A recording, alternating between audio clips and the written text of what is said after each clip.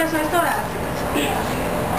Depois disso, nos casos de ritmos chocados, que é isso eu quero que vocês prestem bem atenção. Nós temos dois ritmos cardíacos somente que a gente vai chocar. Chocar é pegar o desfibrilador e dar o choque mesmo. O primeiro deles é a a fibrilação atrial, desculpe. E o segundo ritmo é a taquicardia ventricular sem pulso. São os únicos dois que a gente choca. Os outros todos a gente vai só reanimar e não vai ser necessário choque. Agora, quando a gente tem fibrilação ventricular e quando a gente tem taquicardia ventricular sem pulso, a gente precisa chocar, porque senão não vai reverter essa parada. E o último, cuidados avançados precoces, que é quando entram as drogas para estar revertendo essa parada, né? Adrenalina, tropina, mildarona, as drogas que forem indicadas em cada caso. Então, quais são as nossas prioridades diante de uma parada? Iniciar imediatamente a RCP, fazer a desfibrilação, que é o choque, quando for o caso, iniciar as medicações e estabelecer uma via aérea definitiva. Isso aqui é importantíssimo. O paciente está parado, ele precisa ter uma via aérea definitiva, ele precisa ser entubado. Ah, mas não tem tubo. Máscara laríngea, combitubo, existem outros tipos de vias aéreas definitivas, mas esse paciente ele tem que ter uma via aérea estabelecida.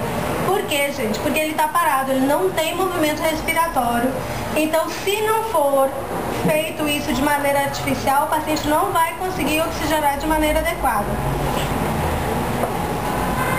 Aí aqui foi o que a gente falou, né? Quanto maior o tempo sem a circulação do sangue, menor vai ser a possibilidade de recuperação desse cérebro. Então, quanto mais tempo a gente levar para iniciar a RCP, menos chances a gente tem de manter a vitalidade cerebral desse paciente. E de manter ele, depois de uma parada, sem lesões, sem sequelas, né? Que é o mais difícil. Aí aqui a gente faz só uma brincadeira, né? Que foi o exemplo que a gente usou aqui dos meninos. A gente tem que na hora da parada a gente procurar não entrar em pânico, que é pra gente não fazer tudo errado, né? De repente a gente começar a reanimar a boca e soprar o peito do paciente. Então a gente tem que ter na hora da parada o mais tranquilidade possível, que é pra gente conseguir seguir todos os passos que a gente tem que seguir de maneira correta e conseguir trazer o paciente de volta à vida. Então, a avaliação primária de um paciente que está em parada cardíaca, ou ABC, que a gente chama. A primeira coisa que a gente vai fazer, o paciente, a gente olhou para ele não está respirando. Eu chamei, seu João não respondeu. Eu vou olhar, Elza, vá pedir ajuda.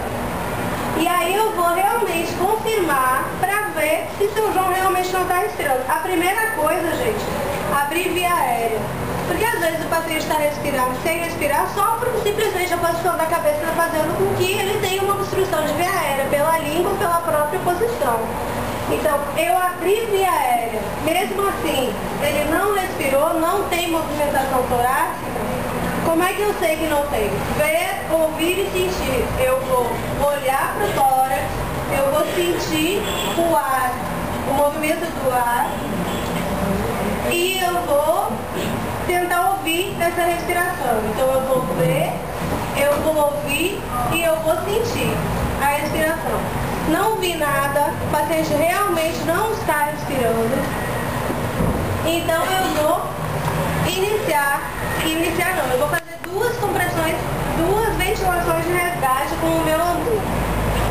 Vou pegar meu ambu, é bom, toda vez eu já está quase me demitindo porque eu quero os ambus lá. O último foi 180 conto, tá bom? Então, o paciente não respira, eu vou fazer duas ventilações de resgate. Uma, duas. Fiz duas ventilações, ainda não respira, checa o pulso. Não tem pulso, inicio imediatamente a RCP. Imediatamente, começa a compressão torácica. E aí, a partir daí, gente, 30 compressões, duas ventilações. 30 compressões, duas ventilações. Então, o A vai ser o quê? Abrir vias aéreas. O B, avaliar a respiração. O C, avaliar a circulação. Não tem circulação, não tem pulso, inicia a RCP. E por último, o D, desfibrilação, que aí seria o choque no paciente nos casos dos ritmos chocados. Quais são mesmo? Só tem dois, tem que lembrar, esses dois a gente tem que lembrar. Fibrilação ventricular e taquicardia ventricular sem pulso. Viu? Ô Cláudia, como tá muito a gente tem o técnico. Vou mostrar como são esses dois ritmos, tanto a fibrilação quanto a taquicardia, viu? Tem sim.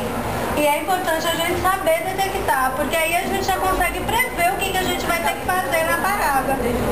É importantíssimo a gente procurar sempre detectar qual é o ritmo daquela parada. Aí às vezes você não sabe ler o monitor NET, porque a gente, normalmente na nossa formação, a gente realmente não aprende. Quem sabe é porque procurou estudar por fora. Você pode perguntar para o médico, doutor, qual é o ritmo? Aí ele vai te dizer, foi a sistolia, foi a ESP, que é a atividade elétrica sem pulso. Então ele vai te dizer, o paciente está fibrilando. Aí você vai saber que você vai ter que preparar tudo porque você vai ter que chocar. Viu? Se você não sabe ler, você pergunta, porque alguém vai poder te dizer, a fibrilação é taquicardia. E aí vocês já vão conseguir prever o que vocês vão ter que fazer e quais as drogas que vocês vão ter que usar. E isso pra gente da enfermagem, gente, é importantíssimo. Se a gente tiver uma noção de quais são os passos básicos em cada ritmo, a gente consegue adiantar muita coisa e a gente principalmente evita a agonia que a gente fica na hora que o médico olha pra gente, eu quero tal coisa, eu vou ter que procurar. Se eu já sabia, eu já olhei, eu já achei, eu já preparei, já tá tudo pronto, ele vai pedir, eu vou fazer. Certo? Então, aquilo que eu já passei mais ou menos por cima, né? Vou ver se o paciente está bem. Se o paciente estiver consciente, eu não vou precisar fazer nada, né? Eu vou avaliar o que o paciente teve, por que ele está mais hipoativo, vou chamar por socorro se for necessário e vou avaliar os sinais vitais. Agora, e se o paciente estiver inconsciente? O que eu falei que tem que fazer? A primeira coisa... chamar ajuda. É a primeira coisa, gente. Se vocês não chamarem ajuda, vocês vão se cansar, vocês vão se esgotar e não vai chegar ninguém para ajudar. É a primeira coisa, a gente não pode esquecer isso. Chama ajuda e puxa o carrinho. Então, a primeira coisa, peça ajuda imediatamente. Aí a segunda coisa, agora sim, vou abrir as vias aéreas. Vou fazer a manobra da inclinação da cabeça com elevação do queixo, que é para estar abrindo essas vias aéreas de vocês, amiga.